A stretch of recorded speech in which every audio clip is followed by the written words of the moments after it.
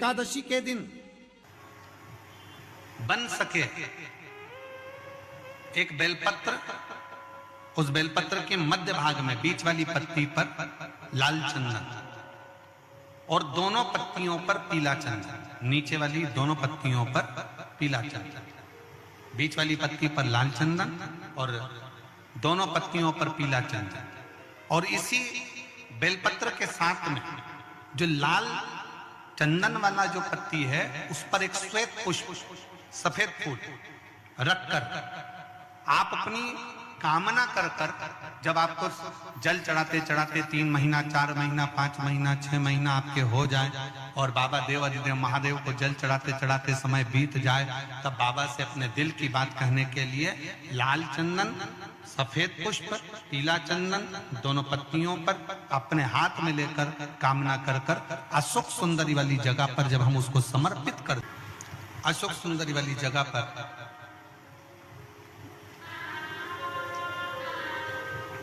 ये शिवलिंग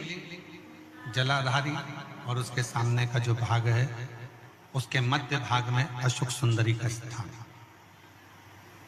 बस इसी स्थान पर बेलपत्र और श्वेत पुष्प, बीच वाली पत्ती पर लाल चंदन,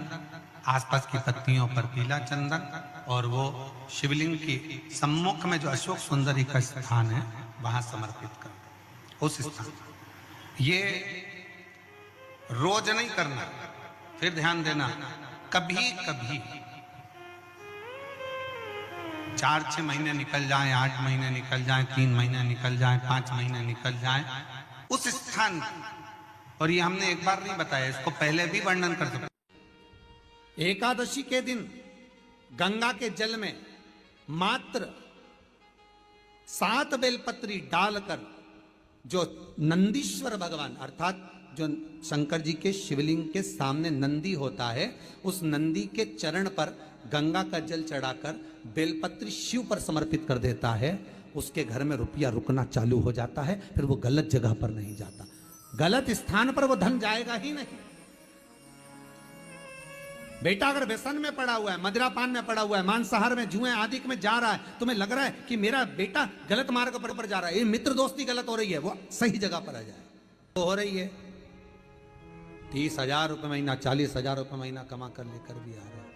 कमाई तो आपकी हो रही है, 30-40 हजार रुपये महीना आप कमा रहे हो, 50,000 रुपये महीना, 1 लाख, 2 लाख, 4 लाख रुपए आप कमा भी रहे हो, पर आया और चला गया, उसका क्या करोगे?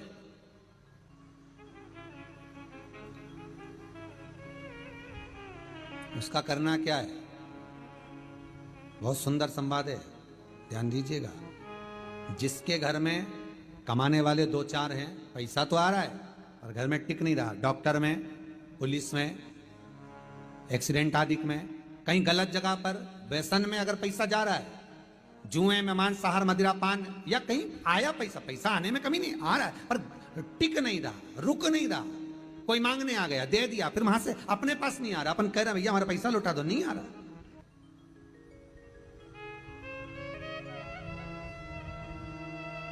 करना है एकादशी।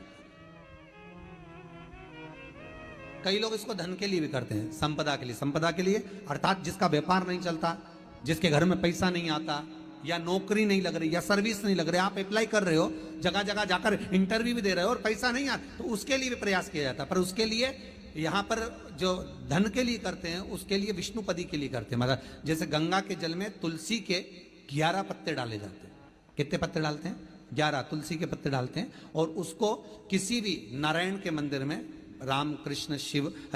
शंकर नहीं, राम कृष्ण भगवान विष्णु, दत्त आदि जितने नारायण के मंदिर हैं, उस मंदिर में किसी भी पात्र में, एक छोटे से पात्र में उसको भरकर रखी आते हैं महाराज, उससे भी जॉब, सर्विस, नौकरी में सफलता प्राप्त हो जाती है। परंतु वो भी एकादशी को ही होता है। कुछ देर तक पात्र को रखा जाता है, फिर वही पात्र का जल किसी भी वृक्ष के नीचे डाल दिया जाता है, उससे भी नौकरी के लिए फायदा मिलता है। गंगा का जल कोई साधारण नहीं। पैसा, धन ज्यादा आने लगे तो पत्नी को कहना चाहिए कि देखो थोड़ा बहुत मेरा मन है, शिव महापुराण की कथा हो जाए या फिर कहीं सत्कर्म में लग जाए, कहीं ब्राह्मण भोज, साधु भोज, सन्यासी भोज, गुरुजन में, संत जन में, साधु जन में, तपस्वी जन में कहीं लग जाए। ये धर्म पत्नी, जहां धर्म जुड़ा हुआ हो वो धर्म। महाराज, कुछ तिथियां होती हैं जिन तिथियों में अगर आप रोज गंगा का जल शंकर को नहीं चढ़ा सकते तो शिव महापुराण कथा कहती है, स्कंद पुराण कहती है, विष्णु पुराण कहती है, गर्ग संहिता कहती है, गीता पुरुष गोरखपुर का कल्याण का गंगा अंक कहता है कि कुछ तिथियां भारत की भूमि पर ऐसी वर्णित है जिन तिथियों में भी गंगा का जल हम शिव को अगर एक बूंद भी समर्पित कर रहे हैं, गंगा का जल मात्र एक आधी चम्मच भी, आचमन जितना भी अगर हम शिव को समर्पित कर रहे हैं तो उसका सुख आनंदित है। जैसे पंचमी तिथि, नवमी तिथि, दशमी तिथि, एकादशी, प्रदोष, पूर्णिमा, अमावस्या, ये तिथियां हमारे यहाँ जो दी गई हैं, इन तिथियों में अगर हम गंगा का मात्र थोड़ा सा जल भी अगर जल के पात्र में डालकर गंगा जी का जल थोड़ा सा भी शिव के पास लेकर जा रहे हैं तो ये एक भाव अपने भीतर होना चाहिए कि आप केवल गंगा का जल साधारण शिव मंदिर में समर्पित नहीं कर रहे हो, आप गंगा का जल भले अपने घर से लेकर जा रहे हो और थोड़ा सा भी जल ले जाकर अगर शिव को समर्पित कर रहे हो तो तुम्हारे भीतर यह भाव होना चाहिए कि मैं गंगोत्री से जल भरकर सीधे रामेश्वर में ले जाकर गंगा के जल को समर्पित कर रही हूं। श्रावण के महीने में या अन्य महीने में आप शिव को समर्पित कर रहे हैं, यह आपके भीतर एक भाव उत्पन्न होना चाहिए। एक बात आपको कही थी गुरु महिमा में कि घर से जब निकला करो ना तो भगवान देव अधिदेव महादेव का नाम लेकर श्री शिवाय नमस्तुभ्यम। घर से जब निकलो,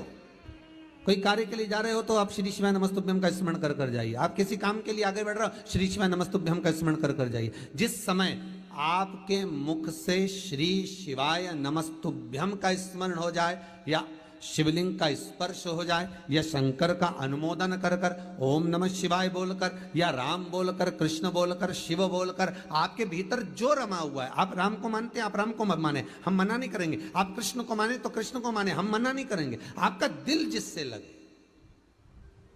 आपका चित्त वृत्ति जिससे लगे, और उस पवित्र भूमि में ना जाने कितने साधक, कितने साधु, कितने तपस्वी, कितने संत, कितने महात्मा, कितने जोगी, कितने सन्यासी, कितने ब्राह्मण जन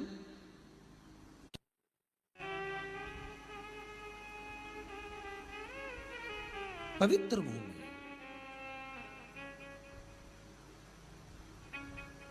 और उस पवित्र भूमि में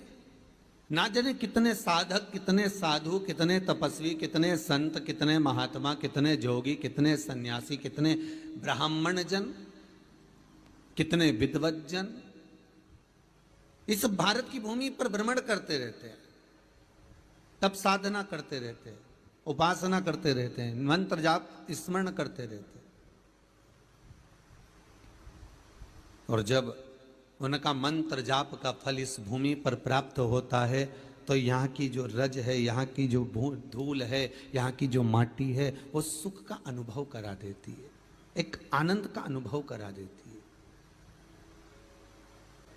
श्री भागीरथ बाबा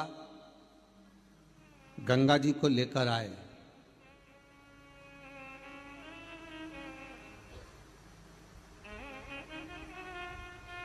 भागीरथ बाबा तो गंगा जी को लेकर आए 60,000 काकाओं के उद्धार के लिए, और वो गंगा भी बहती हुई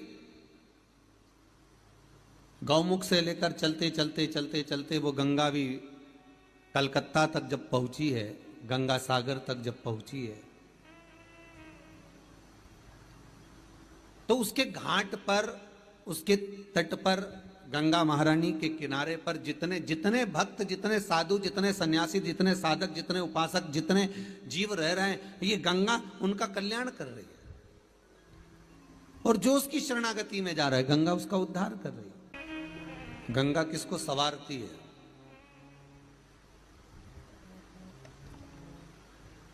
किसी ने कहा कि प्राण छूटे और गंगा जी में ले जाकर अस्थियों को छोड़ दो तो गंगा मोक्ष देती है। हे विष्णु पुराण में, गर्ग संहिता में, देवी भागवत में, शिव महापुराण में, स्कंद पुराण में लेख लिखे हैं कि गंगा जी ने शंकर जी से वर मांगा था कि मेरे जल में जब तक जीव की अस्थियां पड़ी रहेंगी तब तक वो जीवात्मा वैकुंठ का भोग भोगेगी।